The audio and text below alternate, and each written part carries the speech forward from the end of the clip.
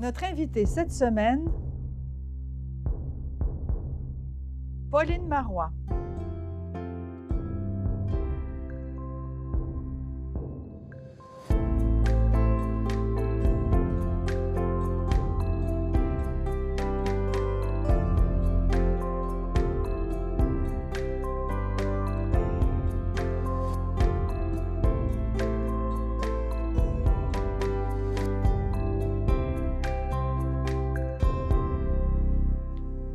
Pauline Marois, bonjour. Bonjour Pascal. Bienvenue à Mémoire. Ça me fait plaisir d'être là.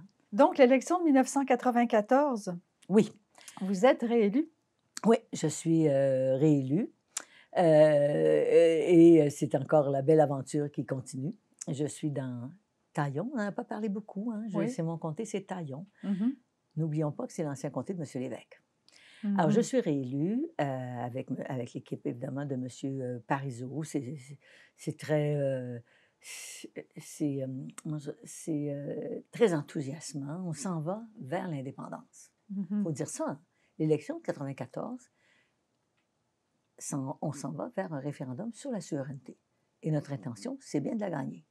Et puis là, je ne reviens pas, mais il y a eu l'échec de Meach, il y a eu le Charlottetown, il y a eu l'élection du Bloc à Ottawa. Il y a notre élection qui s'en vient à Québec.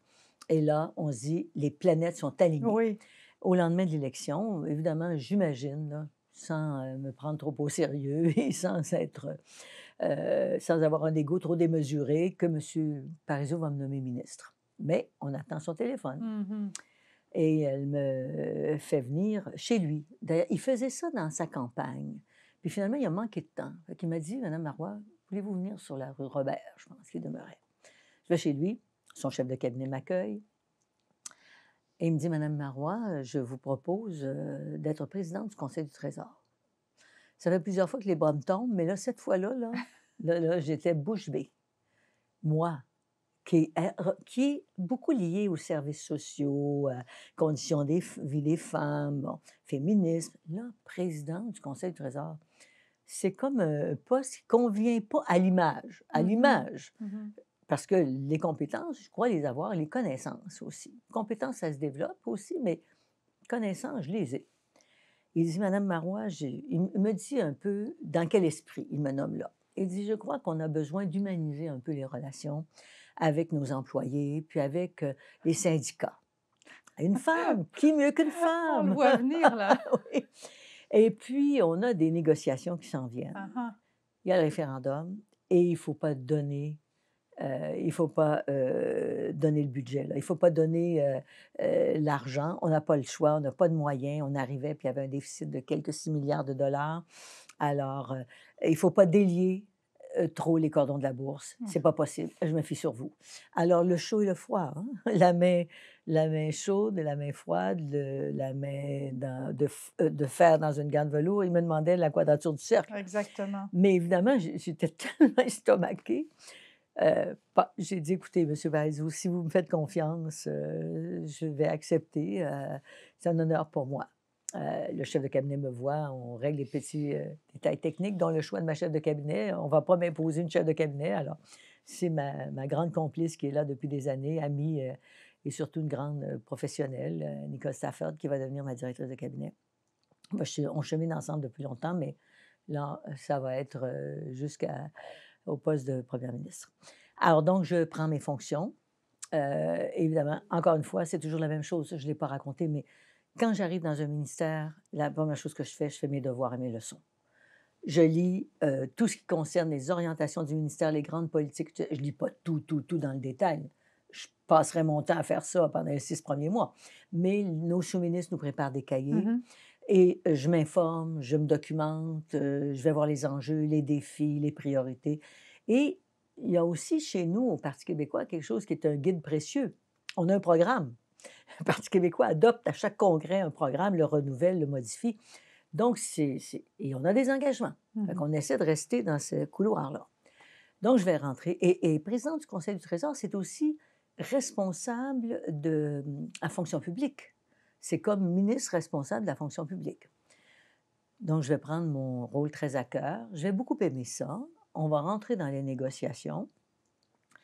Et là, le premier ministre m'a dit, écoutez, avec Louis Bernard au secrétariat général, qui est le secrétaire général du gouvernement, le premier haut fonctionnaire, il me dit, on ne peut pas donner plus que 1 % par année. Puis même si tu étais capable de dire 0,5, c'est là qu'on va. Ouh, je me voyais devant une tâche quasi impossible à relever. Alors, ce que j'ai fait, c'est simple. J'ai fait ce que je joue souvent, ce que je fais souvent. Je joue livre ouvert. Alors, j'ai convoqué tous les chefs des grands syndicats, mais aussi des syndicats intermédiaires, syndicats de la fonction publique.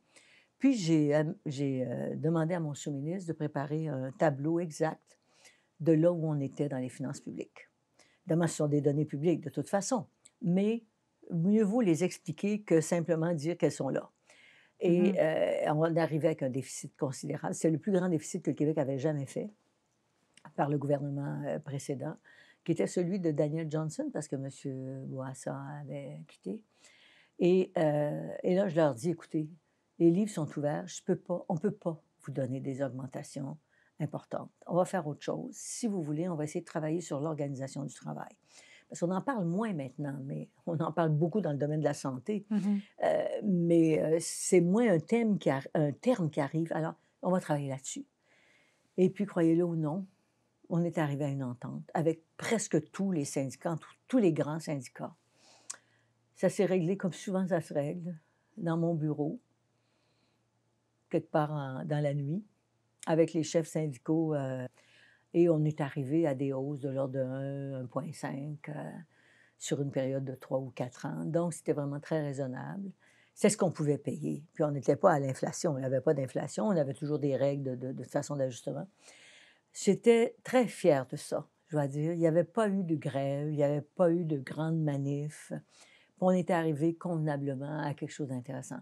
Je crois aussi à la décharge des chefs syndicaux, qui étaient presque tous engagés à l'égard de la souveraineté en vue du prochain référendum, qu'ils étaient conscients de ce que ça signifiait pour le Québec si on créait une chicane.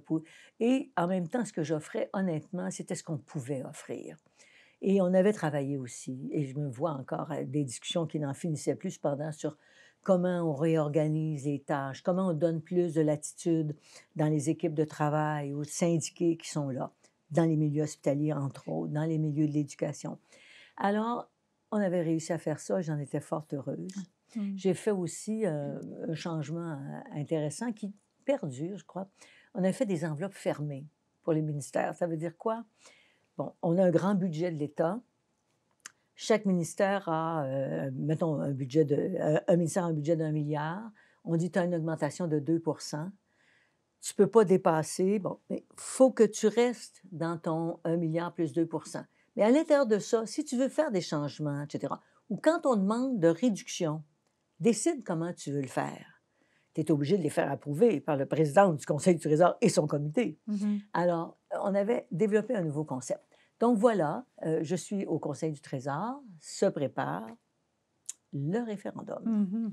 Je suis très occupée. M. Parizeau s'occupe, lui, du reste avec les collègues. Mais moi, je suis très occupée quand même parce que ces négociations-là vont être très exigeantes. J'ai un autre dossier dans la perspective du référendum que je vais travailler en sous-main.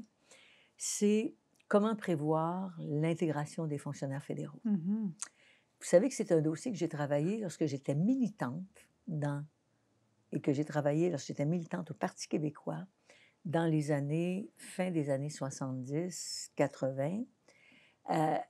Parce qu'on voulait faire la souveraineté et il fallait que tout ce personnel qui travaillait à Ottawa, toutes ces personnes soient intégrés. On ne pouvait pas les laisser tomber. Ça va rester un dossier dans lequel je vais m'investir beaucoup tout au long de mon engagement politique. Alors, je vais le travailler, ça. Et puis juste avant le référendum, on va avoir une entente avec le plus gros syndicat, je crois que c'est le syndicat, le SCFP, Syndicat canadien de la fonction publique. On va avoir une entente comme quoi on va respecter leurs conventions et puis il va y avoir une intégration. Évidemment, ce n'est pas une entente qui va dans quelques détails, c'est une entente de principe. Certains pensent que ça nuit à Québec parce que les gens ont eu peur, mais je ne vois pas pourquoi on aurait eu peur. On n'embauchait pas plus de fonctionnaires que ceux qui étaient déjà là. Bon. Alors, le référendum, évidemment, c'est un moment tellement important dans notre vie Mmh mh. collective. Tout le monde s'investit. Mmh. Il reste que la tête de cette organisation, c'est Jacques Parizeau, Lucien Bouchard et une très petite équipe qui l'entoure, même si je participe aux grandes rencontres, etc. Puis avec le parti, je suis assez près aussi du parti. C'est Monique Simard qui est la directrice générale. Et là, bon, il y a les études qui sont faites. Je pense que tout le monde connaît ça. Mmh. On va retarder un peu, M. Parizeau va retarder un peu la date. Il voulait que ce soit un peu plus tôt parce qu'on a plus de chances peut-être de l'emporter. Les sondages s'avèrent assez bons, même de plus en plus intéressants. On se souvient là, de l'arrivée de Lucien Bouchard. Hein. Bon, Lucien Bouchard est au comité avec Mmh. M. Parizeau et tout, mais il va devenir le négociateur en chef de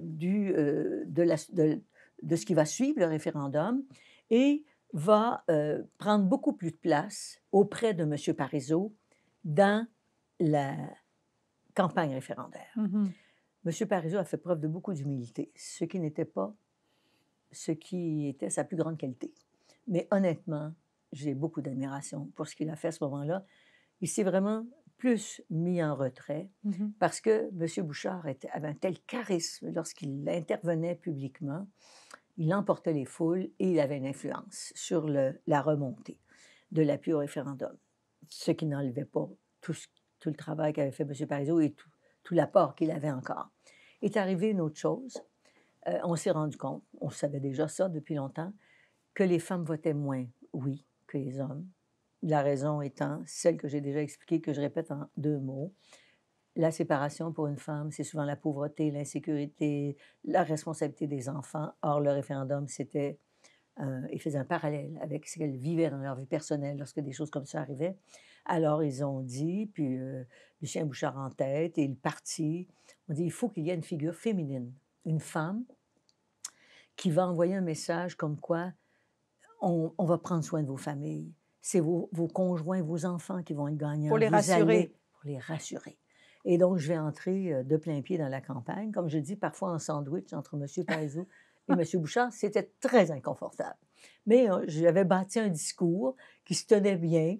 Puis il y avait Mario Dumont aussi qui était là, parce que c'était un des 3 ténors Mmh. aussi. Alors, bon, il y avait beaucoup de femmes impliquées. Je pense à Françoise David, entre autres, je pense à Jeanne Blackburn, Louise Arel. Elles étaient partout. Mais souvent, on s'adressait à des femmes déjà engagées dans des milieux communautaires, dans des milieux féministes, Mmh. dans des syndicats.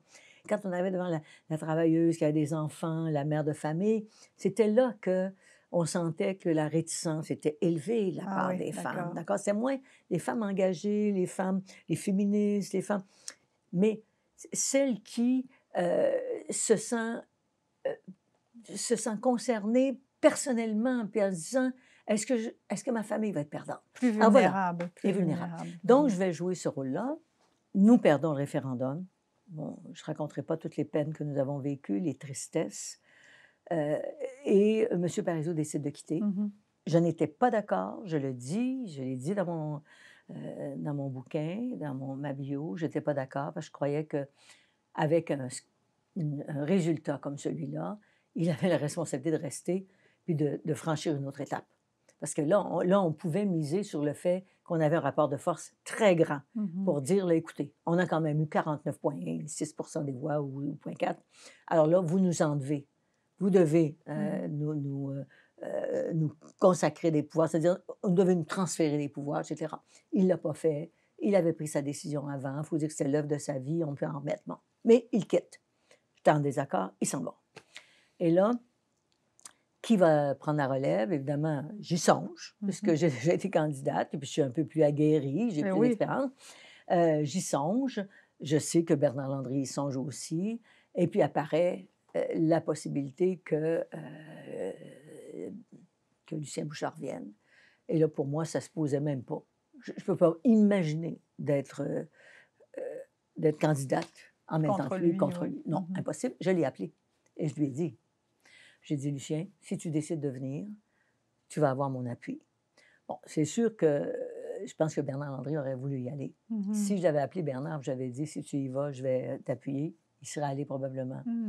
Mais je croyais que Lucien était la personne toute choisie et préparée. Puis évidemment, il avait vécu une telle expérience pendant la campagne, elle avait été tellement appuyé, soutenu, aimé, apprécié.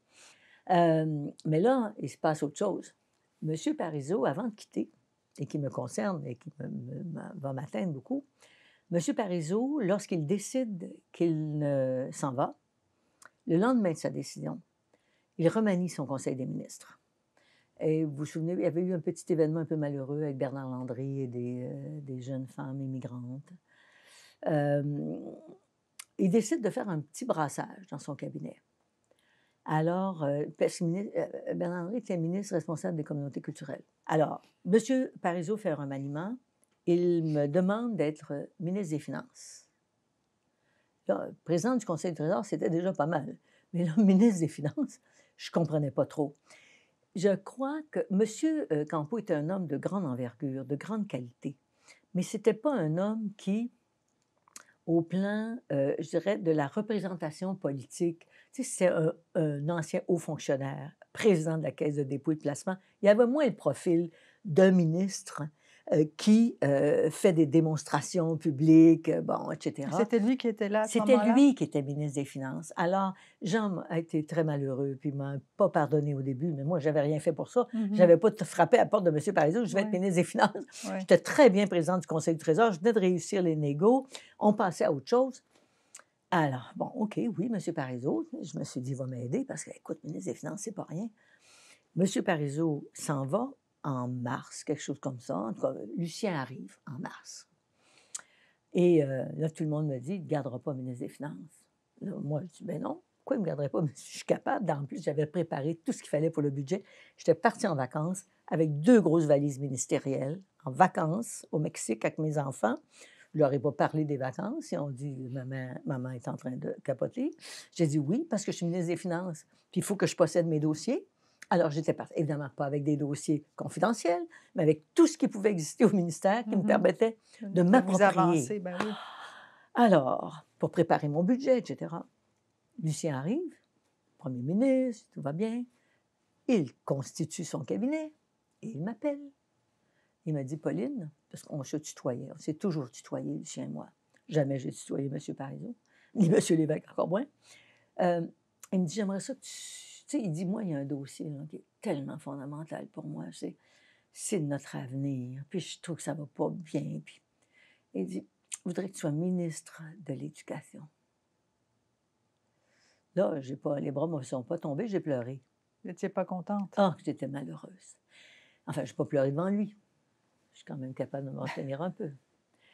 Parce que les finances, c'est le dossier numéro. Le ministre des Finances, c'est le numéro 2, après le premier ministre.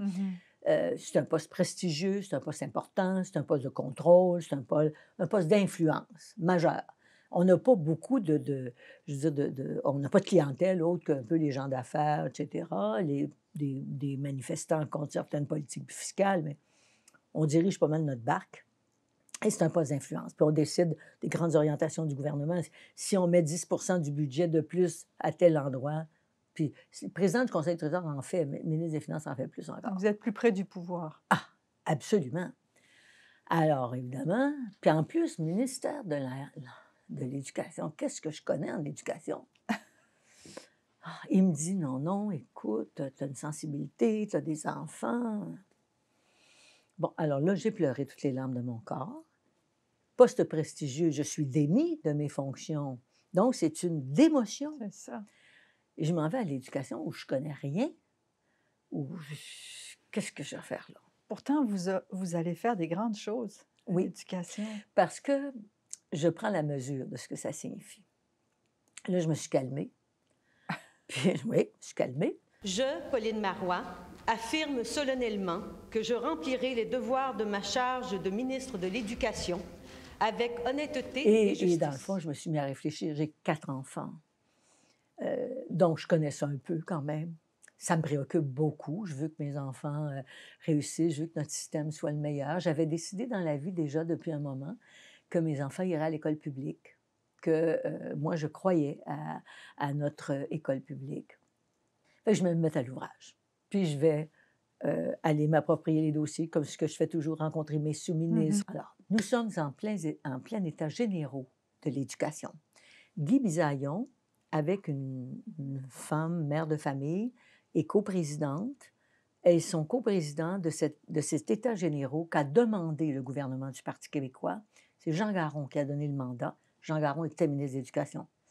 Et là, le mandat de la Commission des États généraux, c'était de faire le tour de tout ce qu'il y avait comme problème, comme perspective, et de ne pas faire des recommandations. La Commission devait établir les consensus, identifier les consensus. Quels étaient les consensus sur le curriculum, sur la formation des maîtres, sur l'enseignement universitaire? En fait, ça touchait tous les domaines. Hein? Mais surtout, en fait, le primaire, secondaire, puis la formation professionnelle. Alors, donc, moi, j'arrive au ministère, je dis, ça n'a pas de bon sens. Je veux pas. On a fait travailler tout ce monde-là, puis en plus, il y a des gens de grande qualité qui sont membres de cette commission. Ils font le tour du Québec. Moi, j'ai dit non, vous allez me faire des recommandations. Alors, j'ai changé le mandat pour demander des recommandations. Et ce sont ces recommandations qu'on va me remettre.